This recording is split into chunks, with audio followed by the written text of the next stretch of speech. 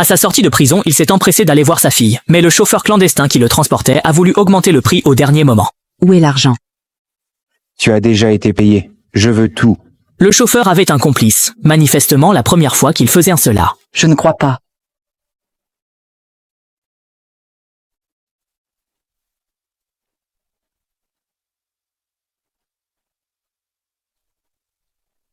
Chris n'a pas eu besoin de beaucoup d'efforts. Il a facilement réglé le compte de ces deux types cupides, a ramassé les bagages par terre et a pris les clés dans la poche du chauffeur. Cette fois, il n'a même besoin de marcher. Il est arrivé dans la ville où sa fille et s'est caché à l'extérieur d'une villa. Peu après, une voiture, le parrain Vincent et sa fille Lisa est sortie de la villa. Sortir de la voiture et s'enfuir à toutes jambes.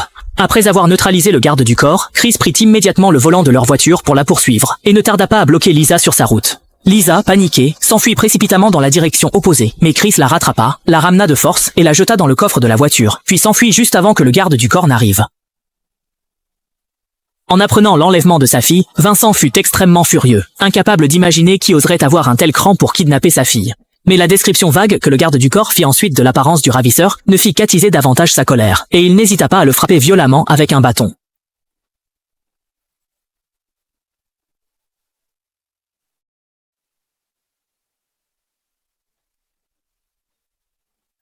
Vincent ordonna à ses hommes de répandre la nouvelle et lança une récompense pour toute information permettant de retrouver sa fille, sans savoir que Chris était en train de quitter la ville avec Lisa.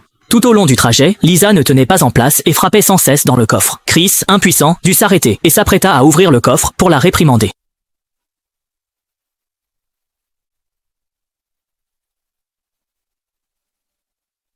Les deux se sont poursuivis l'un l'autre jusqu'à s'enfoncer au cœur de la forêt. Chris affirme qu'il n'a aucune mauvaise intention, il veut simplement discuter avec elle. Pour prouver la véracité de ses propos, il sort une photo, un cliché où il pose avec les parents de Lisa. En voyant la photo, Lisa est stupéfaite. Elle n'arrive pas à croire qu'un ami de ses parents puisse lui faire ça. Chris explique qu'il n'a pas eu le choix. Ma mère, c'est elle qui m'a envoyé ici pour venir te chercher. Merde, ma mère était morte depuis 5 ans. Je sais. Maman m'a fait promettre que si jamais il lui arrivait quelque chose, je te retrouverai et je viendrai t'emmener loin de Vicente. Chris a beau avoir dit tout cela, Lisa reste méfiante. N'ayant pas d'autre choix, il tend son arme à l'autre personne pour lui prouver sinon elle tirera. Chris n'a aucune intention de le faire, et il ne croit pas Lisa tirera. Cette fois, il s'est trompé, perte de carburant faible, ce qui a poussé Chris à frapper violemment le volant pour évacuer sa colère. Mais alors que Chris descendait faire le plein, Lisa a remarqué un groupe de personnes en train de réparer une voiture non loin de là. Vincent venait à peine de demander à sa fille où elle se trouvait, que leur conversation a été brutalement interrompue par Chris, et Lisa a été remise de force dans la voiture. Pour l'empêcher de faire un nouvel esclandre, Chris lui a attaché les mains, mais cela n'a pas suffi à la calmer. Chris l'a prévint fiché sur place. Chris affirma qu'il était son vrai père. Lisa avait du mal à le croire, mais tout au long du trajet, peu importe comment elle s'était battue, Chris n'avait jamais été violent. Peut-être qu'il disait la vérité. Chris l'emmena dans un restaurant, et, chose rare, Lisa ne se rebella pas. Même s'il savait que sa fille était encore en vie, il n'avait aucune piste sur l'endroit où elle se trouvait. Vincent était rongé d'inquiétude, sans se douter que son assistant avait secrètement révélé cette information au tueur rival, Corvo. On ne sait pas exactement pourquoi, mais à l'époque, Vincent a gravement blessé Corvo, qui a même perdu un bras. Depuis ce jour, ils sont devenus des ennemis jurés. Or, l'assistant, qui ambitionnait de remplacer Vincent à la tête du gang, a voulu profiter de l'occasion pour faire enlever Lisa par Corvo, éliminer Vincent, et ainsi écarter tous les obstacles à son ascension.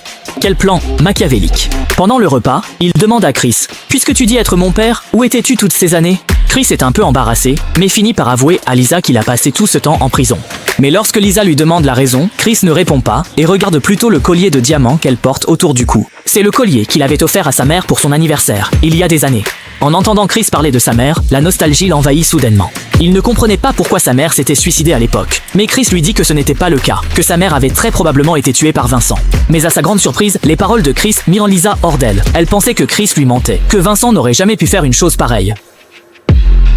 Explosé. Quand Chris sortit, les ravisseurs étaient déjà partis en voiture, ce qui le mit en colère. Il jeta violemment ses clés par terre. Peu après, ils emmenèrent Lisa sur le territoire d'un petit chef de gang et, après l'avoir remise à cet homme, ils reçurent une grosse somme d'argent. Une fois le groupe parti, Bernard informa Vincent qu'il avait retrouvé la trace de Lisa. Puis, il a tendu le téléphone à Lisa. Après s'être assuré qu'elle allait bien, Vincent lui a dit d'attendre, qu'il arrivait. Mais Lisa ne semblait pas pressée. Au contraire, elle a demandé à Vincent si tout cela avait un rapport avec la mort de sa mère. Cette question a laissé Vincent sans voix, figé. Mais après un court instant, il a nié ce que sa fille venait de suggérer. Il lui a dit qu'il avait tout fait pour sa mère, mais qu'il ne comprenait pas pourquoi elle s'était suicidée. Elle comme elle, je t'aime.